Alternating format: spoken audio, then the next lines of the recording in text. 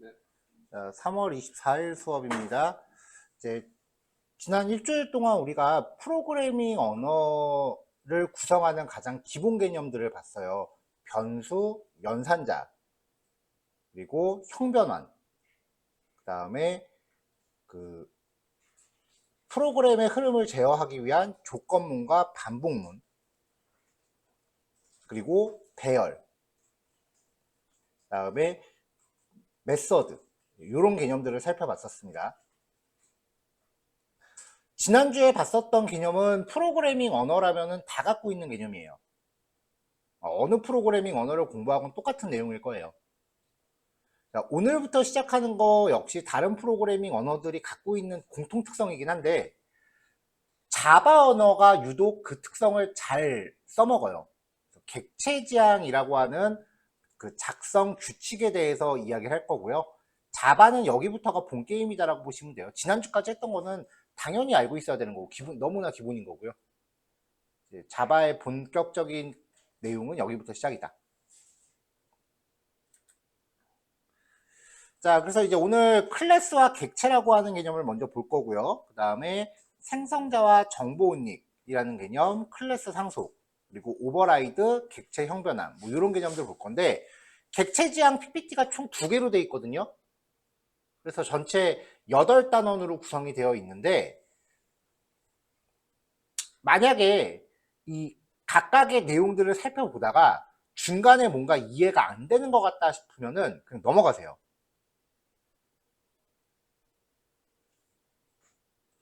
이 8단원 전체를 다 살펴본 다음에 다시 처음부터 정리해 가세요. 왜냐면은 이 8단원이 결국은 한 가지 결론을 구성하는 거예요. 중간에 막혔다고 계속 진행이 안 되면은 오히려 더 오래 걸리니까 일단 한 번 다 훑어보고 다시 훑어보는 전략을 택하시는 게 나을 거예요.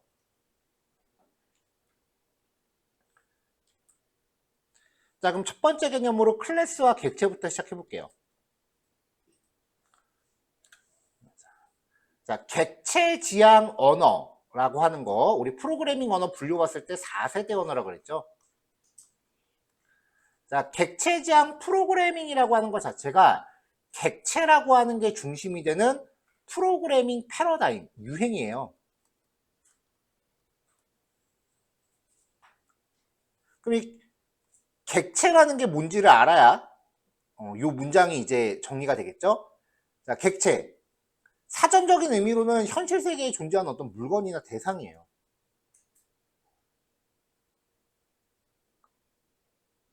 자, 그러면은 요 문장을 여기다 갖다 넣으면 현실 세계에 존재하는 어떤 물건이 중심이 되는 프로그래밍, 이렇게 설명이 되잖아요. 제가 이 요런 문장을 처음 읽었을 때 문장이 하도 와닿지가 않아서 아직도 기억하는 게, 제가 처음 자바 공부할 때 읽었던 문장 첫머리가 객체지향 프로그래밍은 현실 세계에 존재하는 사물을 프로그래밍 언어로 표현한 것이라고 정의를 해놨더라고요. 근데 그때 제가 머릿속에서 떠올렸던 게 꽃이었거든요. 이걸 프로그래밍 언어로 한다고? 뭔 말이야 싶더라고요. 그래서 이 객체라고 하는 용어를 제가 다시 정리했습니다. 필요에 따라 다른 변수와 함수를 내장하고 있는 특수한 형태의 변수를 객체라고 정의하겠습니다.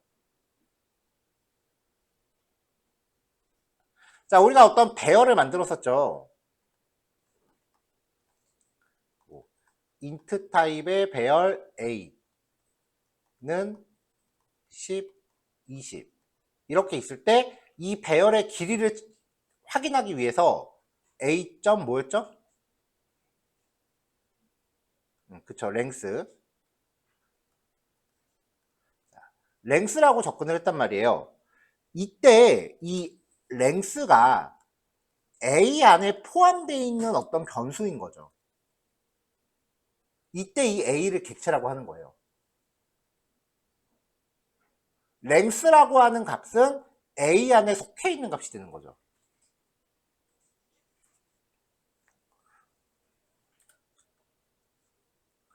자, 객체라는 것을 구성하는 것은 데이터하고 기능입니다. 데이터는 변수로 표현돼요. 그리고 기능은 함수로 표현됩니다. 함수를 자바에서 메서드라고 부르죠.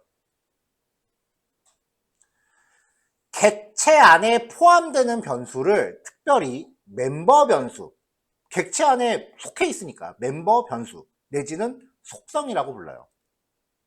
대체로 이 데이터, 변수들은 명사적인 특성을 다루고요. 함수는 동사적인 특성을 표현해요.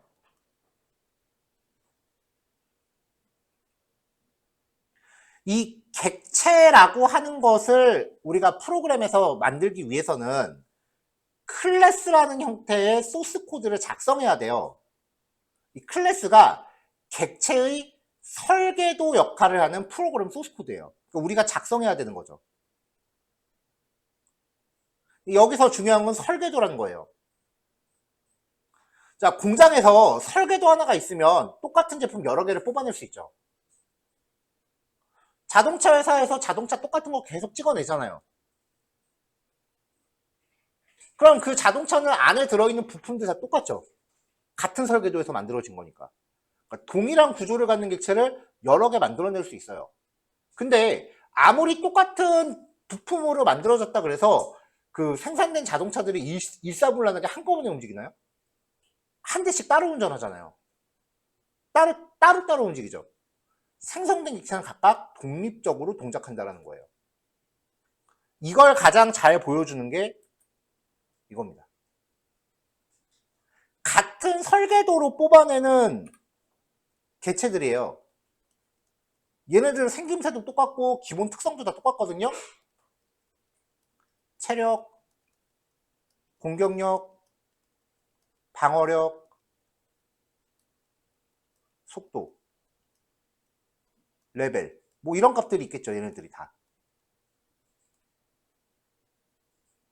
근데 적기가 얘를 공격한다라고 해서 나머지 애들의 체력이 동시에 깎이는 거 아니잖아요. 얘만 깎이잖아요.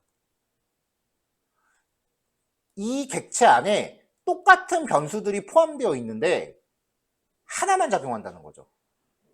자, 오늘부터 객체 지향 이해 안 될 때까지 게임 봉인들 하세요. 게임할 시간 없어.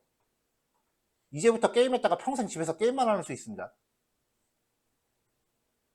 농담이 아닙니다. 이제부터는 정신 바짝 차려야 돼요. 이제 워밍업 끝났어, 우리.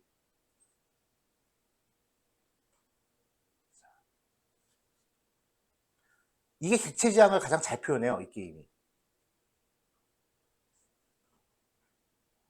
믿어도 돼요. 왜냐면 실제로 그렇게 짰었으니까, 나도. 자, 그래서 객체 지향을 얘기하는 8단원 동안 얘네를 물고 늘어질 거예요, 이제.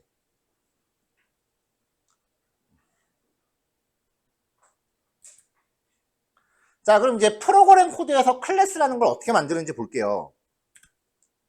자, 클래스라고 하는 예약어가 들어가고요. 클래스 이름을 명시합니다. 그 다음에 이제 멤버 변수를 만들 때는 클래스 블록 안에 데이터 타입과 변수 이름을 선언하시면 되고요. 메서드를 넣을 때는 리턴 타입과 메서드 이름, 필요하다면 파라미터 정의하고 리턴 값도 넣으시면 돼요. 멤버 변수하고 메서드는 필요에 따라 여러 개 존재할 수 있어요. 멤버 변수는 여기서 값을 직접 초기화해도 되고요. 아니면 나중에 객체를 통해 간접적으로 초기화할 수도 있어요. 자, 이러한 클래스를 작성하는 유형이 이게 항상 세트로 다 다녀야 된다는 게 아니에요. 그냥 필요할 때 넣는 거예요. 그래서 멤버 변수만 포함할 수도 있고요. 멤버 변수 없이 메서드만 포함할 수도 있고요. 멤버 변수와 메서드를 함께 포함할 수도 있습니다.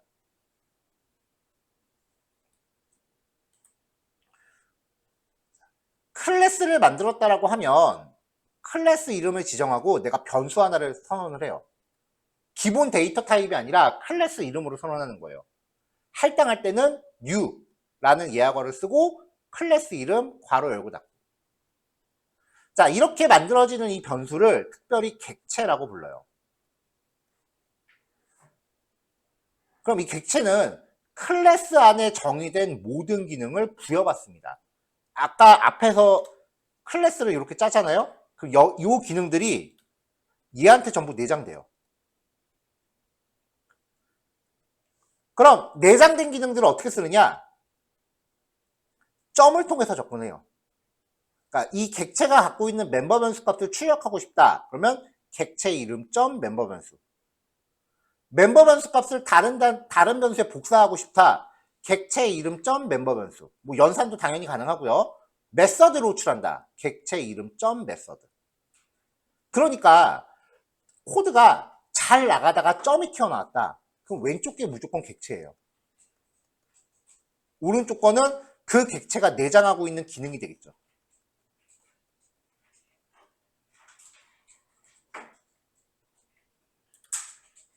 자, 예시 봅시다. 자, 이런 애가 어떤 특성을 갖는지를 일단 정의를 해볼게요. 변수만 포함시켜 볼게요. 일단 첫 번째 패턴. 이제 코드가 좀 길어요. PPT 하나만 들어가기도 힘들어요, 이제. 그래서 지금 여기서는 처음에 주석으로 섹션을 나눠놨거든요. 1번, 2번, 3번이라고 섹션을 나눠놨잖아요. 그 다음 페이지에서 요만큼 제시할 거고, 그 다음 페이지에서 요만큼 제시할 거고, 그 다음 페이지에서 요만큼 제시할 거예요. 그냥 순서대로 타이핑하는 게 아니라 코드의 위치, 즉 코드의 구조를 잘 염두하면서 작성하세요. 이제부터는 실습할 때 무조건 베끼는 게 아니라 구조를 계속 생각하면서 코딩하셔야 돼요.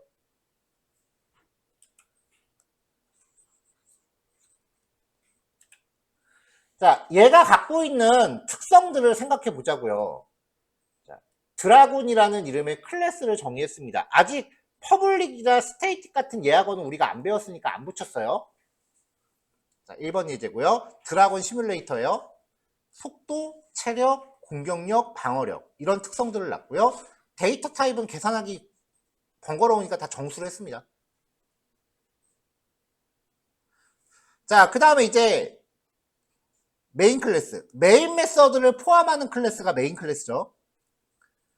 소스 파일 안에는 퍼블릭 키워드가 붙은 클래스는 단 한 개밖에 존재하지 못합니다. 그리고 퍼블릭이 붙은 클래스는 반드시 소스 파일 이름과 동일해야 됩니다. 이건 자바의 규칙이에요. 이거는 뭐 짤 없어요. 이 규칙이 마음에 안 들면은 비행기 타고 그 마이크로소프트 본사 가면은 제임스 고슬링이라고 자바 만드는 할아버지 있거든요. 그 할아버지 멱살 잡아야지. 그게 아닌 이상은 그냥 지키셔야 돼요. 왜인지는 생각하지 마세요. 나도 이거 왠지는 몰라.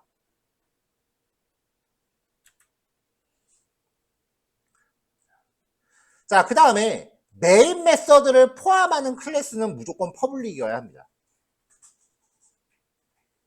이 메인이라는 블록이 프로그램 시작점이라고 그랬죠.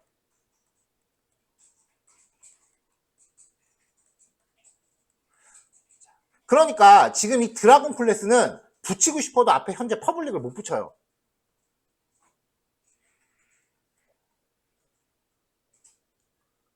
자, 이렇게 해서 이제 드라군이라고 하는 클래스를 정의했고요. 이제 메인으로 갈게요. 자, 1번 섹션. 자, 드라군 클래스의 객체 DG1을 하나 만들어요. 그러면 이 DG1이라고 하는 객체 안에 아까 클래스에 정의했었던 이 특성들이 다 부여되는 거라 그랬잖아요. 그 다음에 이제 객체가 갖고 있는 속성 값들을 쭉 할당을 해줘요. 그러면 이런 거 하나 뽑아낸 거예요. 이게 실제로 여러분들이 마우스 클릭하면 이렇게 작동한다니까요. 자, 그럼 이제 얘가 갖고 있는 기본 특성들 한번 확인을 해볼게요. 자, 스피드 %D, 체력 %D, 공격력 %D, 방어력 %D. 그래서 이 문장 구조를 먼저 첫 번째 파라미터로 넣어주고 각각의 값들 지정을 했죠. 이제 요 값들이 쭉 한 줄로 출력되겠죠.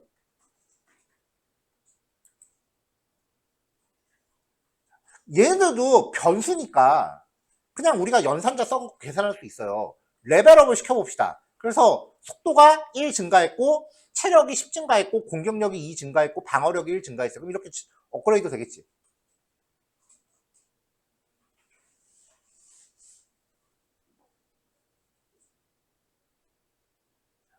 그러면은 이제 업그레이드가 된 거고요. 누구한테 공격을 받았어.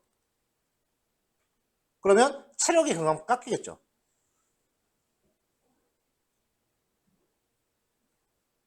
자, 그래서 이제 결과 확인해 보면은 얘가 갖고 있는 값이 이렇게 출력이 될 거예요. 사진은 안 나와요. 한 마리 더 만들까요?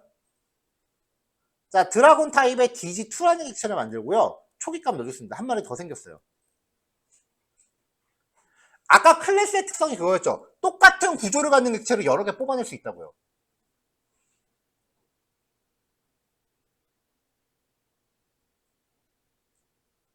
그리고 얘네가 드라군이라는 같은 클래스에서 생성됐는데 들어있는 값들은 각각 따로 놀잖아요. 동시에 작동하는 게 아니라고. 지네가 개별적으로 따로 작동한다고요. 사람도 얼굴, 팔, 다리, 몸통 다 있잖아요. 근데 다 따로 놀잖아.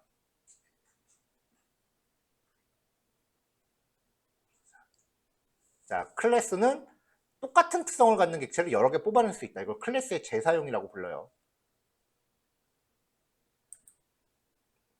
자, 그래서 실행하면 이렇게 그 값들이 출력이 되겠죠.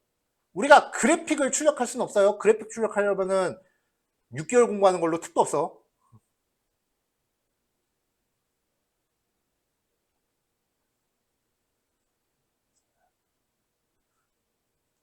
그래도 어떻게 되는지 이제 머릿속에서 그림은 그려갈 수 있겠죠.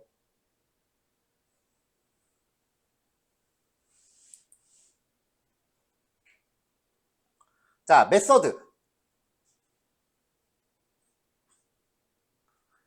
클래스에 어떤 동사적인 특성을 주는 거예요. 그러니까 얘네들은 실제로 작동하는 기능인 거죠. 계산기 기능을 갖는 클래스를 예를 들어 본다라고 하면은 계산기, 칼큘레이터니까 CAS이라고 정의했고요. 그냥 덧셈 하나만 넣습니다. 파라미터 2개 받아서 리턴을 한 거죠. 더한 값을 리턴했어요. 그러니까 대체적으로 메서드가 있을 때는 파라미터에 의해서 어떤 결과값을 뽑아내는 거기 때문에 멤버 변수가 없어도 큰 상관이 없어요. 여기에 뭐 멤버 변수 없다고 해서 지금 작동하는데 문제 안 되잖아요. 자, 그러면 계산기 기능의 객체를 하나 뽑아내요. 그럼 이 C1한테 sum이라는 기능이 내장되는 거예요. 그래서 C1.sum 하면서 100과 200을 주면은 얘 호출해서 결과값 리턴 받겠죠. 리턴 값은 자기가 호출된 자리에 결과값을 치환하는 거라고 했습니다. 자, 계산기 또 하나 또 만들어요. 그럼 C2. 얘도 이 썸을 갖고 있겠죠. 파라미터 보내면 또 답 리턴하겠죠.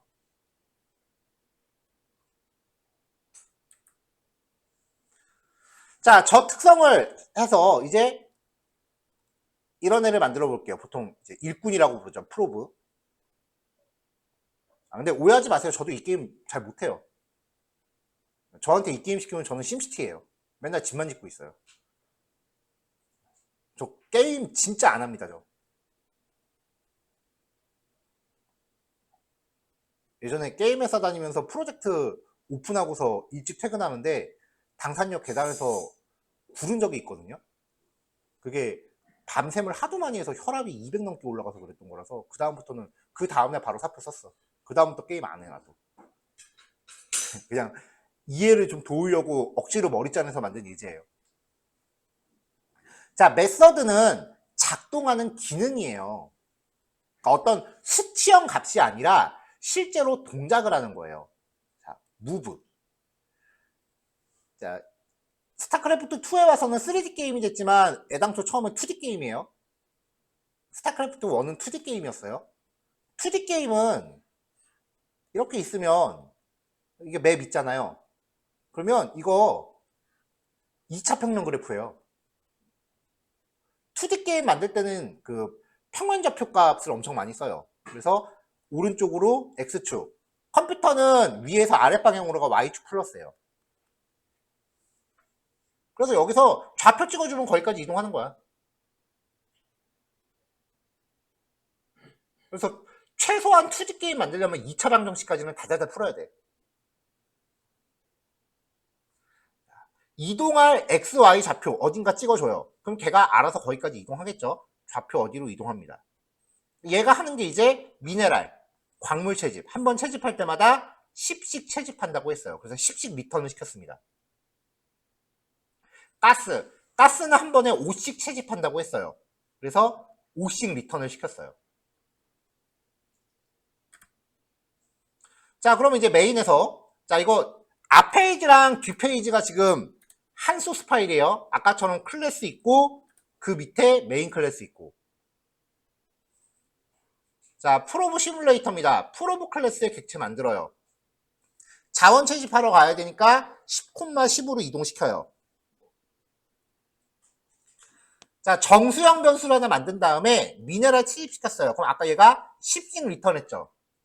그러면 이 변수에다가 10을 증가시켜요. 또 채집해요. 그럼 또 10을 리턴하겠죠.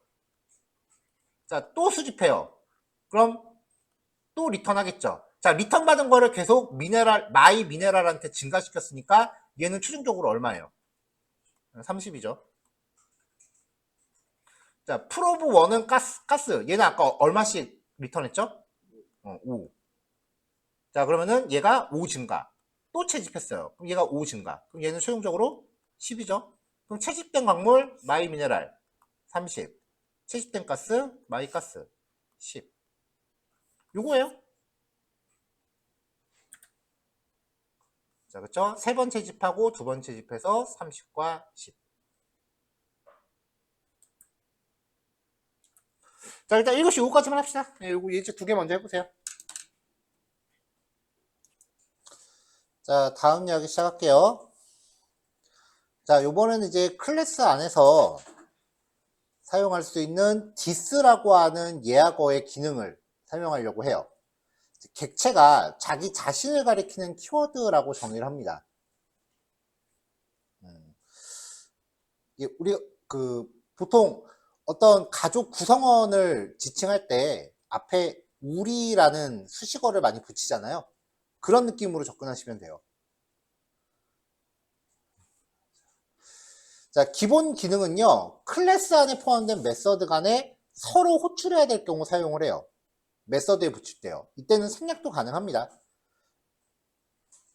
자, 계산기 클래스 안에 덧셈 기능을 수행하는 플러스라는 메서드랑 뺄셈 기능을 수행하는 마이너스라는 메서드가 있어요. 파라미터 2개 받아서 더해서 리턴하고 파라미터 2개 받아서 빼서 리턴합니다. 자, 올이라고 하는 메서드가 있는데요. 얘는 파라미터 2개를 받아서요. this.이라고 하면은 이 메서드를 클래스 안에서 찾아요. 그러니까 this.plus라고 하면은 얘를 가리키는 거죠. 그래서 지가 받은 x랑 y를 다시 플러스한테 토스하는 거예요. 그러면 덧셈 결과가 이 자리로 치환되겠죠. 그 다음에 this.minus x하고 y를 다시 한번 얘한테 토스합니다. 그러면 뺄셈 결과를 일로 반환하겠죠. 그걸 곱해서 리턴해요.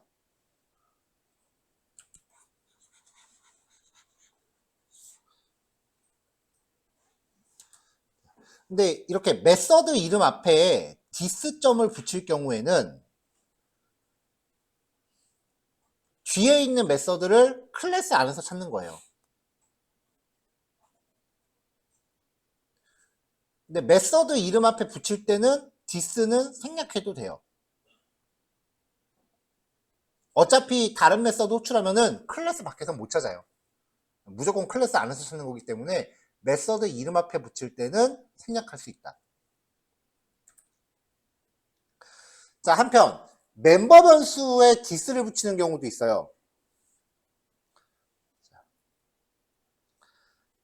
자, 유저라는 이름의 클래스가 유저 id라는 멤버 변수를 갖고 있어요.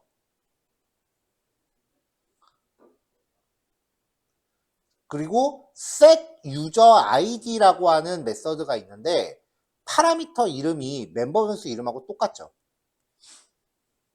그러면 이럴 때 이 파라미터와 멤버 변수를 구별하기 위해서 멤버 변수 앞에 this점을 붙여요.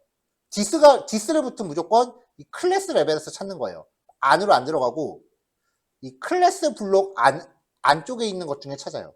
그러면 이 유저 아이디라는 게 얘를 가리키는 게 되는 거죠.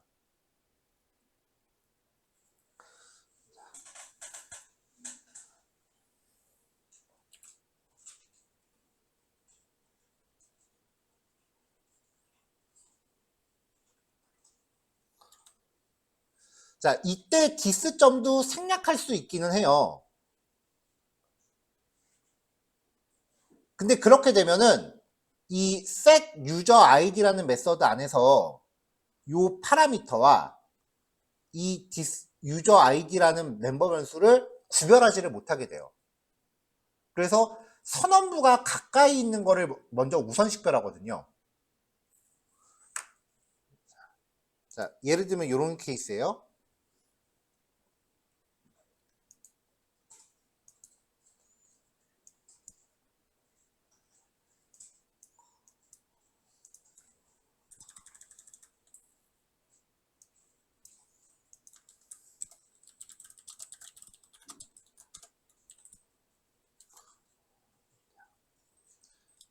자, void foo라고 하는 메서드가 있단 말이에요. 여기서 int a 파라미터로는 뭐 int 타입의 b를 받았다고 치죠. 근데 멤버 변수도 int a예요. 자, 그러면 a에다가 b를 넣어라 라고 하면 메서드 안에 있는 변수 a와 멤버 변수 a가 이름이 겹치죠. 이때는 에러가 안 나거든요. 그러면 이제 b를 복사할 때 얘한테 들어갈지 얘한테 들어갈지 헷갈리잖아요. 그럼 자바는 일단 선언 위치가 가까운 걸 우선순위로 쳐요. 그러니까 얘한테 들어가는 거죠. 근데 나는 여기다 넣고 싶다 라고 하면은 앞에다가 디스 점을 붙이는 거예요. 그러면 얘한테 들어가요. 그래서 멤버 변수랑 메서드 안에서 만들어진 변수를 구별하기 위해서 디스라는 키워드를 사용을 합니다.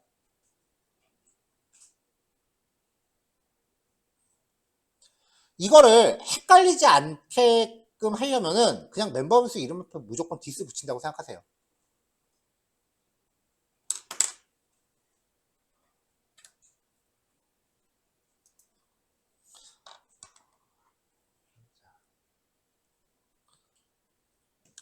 조금 더 설명해 볼까요? 자, 그래서 여기에 또 하나 void 다 int 얘도 b를 받아요. 블록이 서로 다르면 서로 간의 변수를 인지를 못 하잖아요. 그러니까 요 안에서 또 a라고 만들어도 상관이 없어요. 푸 안에 있는 a와 바 안에 있는 a는 다른 거예요. 자, 근데 여기서 또 dis.a에다가 b를 넣었단 말이에요. 자, 우리 변수는 자기가 선언된 위치를 기준으로 해서 자기보다 안쪽 블록으로는 침투할 수 있다 그랬죠. 그러니까 푸 안에 있는 dis.a와 바 안에 있는 dis.a는 둘 다 이거예요. 같은 거.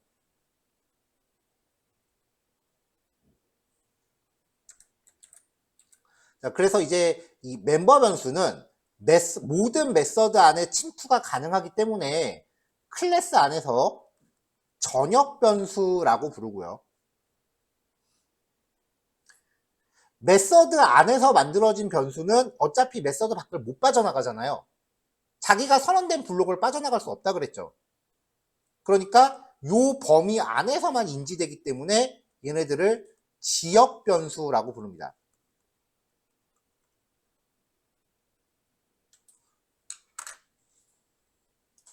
그래서 dis라는 키워드는 이제 전역 변수랑 지역 변수를 구별할 때 사용을 한다. 멤버 변수는 전역 변수의 역할을 해요. 클래스 안에 모든 메서드가 공유할 수 있기 때문에. 그리고 메서드 안에서 최초로 생성된 변수나 메서드 파라미터는 그 메서드를 벗어날 수 없습니다. 지역 변수 역할을 한다 그랬죠? 자, 그럼 이제 요 유저 아이디가 어떻게 작용하는지 볼게요. U라는 이름의 객체를 만들었단 말이에요. 그러면 이 안에 있는 모든 기능을 얘가 부여받죠. 자, u.setUserID라고 하면서 helloworld라는 값을 줬어요. 얘가 이거를 호출한단 말이에요. 호출하면서 이 유저 아이디라는 파라미터로 helloworld가 전달되겠죠. 그걸 받아서 this.userID에 복사를 했어요. 그럼 결국 여기 저장됐죠. 그럼 여기 저장되는 게 뭐예요? helloworld지? 자, 이렇게 해서 한 턴이 끝나요. 자, 그 다음 여기서 다음 줄로 내려가서 u.getUserID를 호출해요. 얘가 작용을 한단 말이에요. 그럼 여기서는 유저 아이디에 저장되어 있는 값을 끌고 와서 리턴을 해요. 그러면 헬로월드를 갖다 리턴하는 거겠죠. 그럼 이 자리가 뭐가 돼요? 헬로월드. 그럼 걔가 my 아이디에 복사가 되는 거죠. 변수를 왜 이렇게 뺑뺑이 돌립니까? 라고 할 말은 없어요. 여기선 단지 이 멤버 변수가 두 메서드에서 공유된다는 걸 설명하기 위해서 만든 코드예요.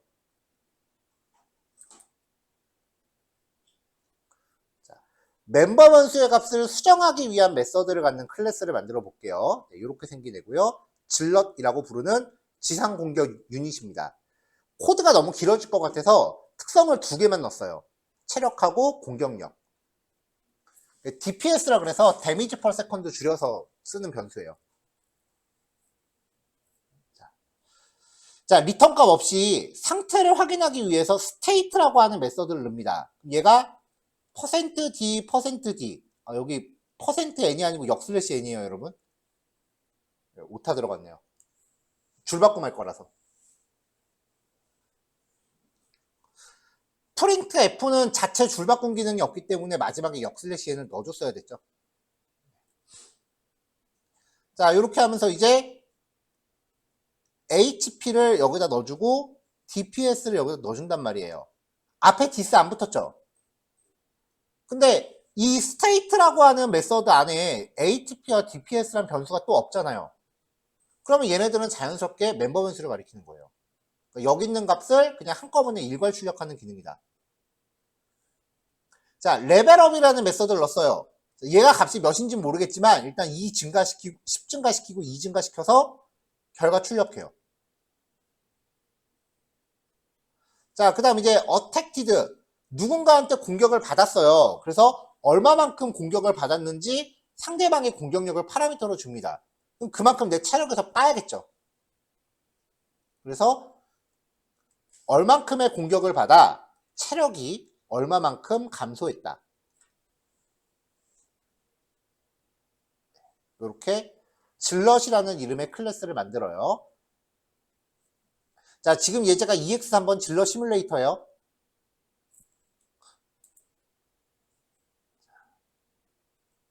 이어지는 코드입니다. 자바 코드는 소스 파일 이름이랑 클래스 이름이 반드시 일치해야 된다고 했죠. 그리고 클래스 이름이 똑같은 게 두 개가 존재할 수가 없어요. 자, 메인을 만들었으니까 이제 여기서 질럿 객체를 만들어요. 그럼 얘가 이 질럿 1이라는 애가 기본 특성 체력과 공격력을 갖고 있죠. 그래서 기본 수치 값을 넣어줬어요. 100과 20으로. 이렇게 한 마리 뽑았단 말이야. 자, 질럿 1.state라고 하면 이거 요 메서드가 호출되면서 현재 값을 출력을 할 거 아니에요. 그러면 100과 20을 넣었어요. 여기에다가 100과 20을 넣었어요. 그걸 뽑아서 출력을 했어요. 그럼 처음에 상태 확인할 때 100하고 20이라고 출력되겠죠? 자, 그 다음에 attacked 30의 공격을 받았어요. 자, 그럼 1로 30이 들어온 거야. 자, 그럼 체력이 30만큼 깎여요. 그럼 얼마 남아요? 70 남죠? 그래서 30의 공격을 받아 체력이 70만큼 감소합니다. 자, 그 다음에 이제 스테이트를 다시 출력했어요. 자, 이 체력이 30 감소했다라는 거는 여기 있는 걸 끌어다가 30 감소시켰다는 얘기잖아요. 그걸 다시 여기서 스테이트로 출력하면 이제 여기 출력되는 건 70으로 바뀌어 있겠죠.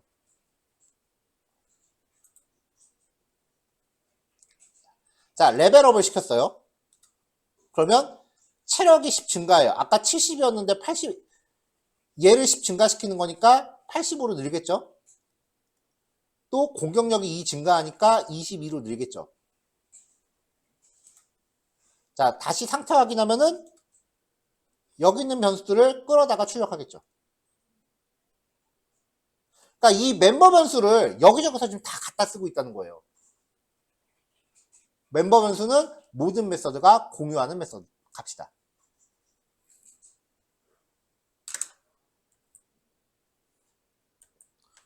자, 그래서 이제 결과가 이렇게 나옵니다. 자, 이제부터 코드 흘러가는 거 놓치면 안 돼요. 이제는 수학적인 게 아니야. 더하기 빼기가 아니라고요. 코드가 흘러가는 게 어떻게 흘러가는지를 계속 따라다녀야 돼요. 이거는 본인들 집중력 문제지, 뭐 더하기 빼기가 이런 거 이제 아니잖아요. 계산식 세우는 거 아니잖아. 코드가 어떻게, 요 한 줄이 어디를 작동시키고, 그로 인해서 변수 값들이 어떻게 바뀌는지를 계속 따라가셔야 돼요.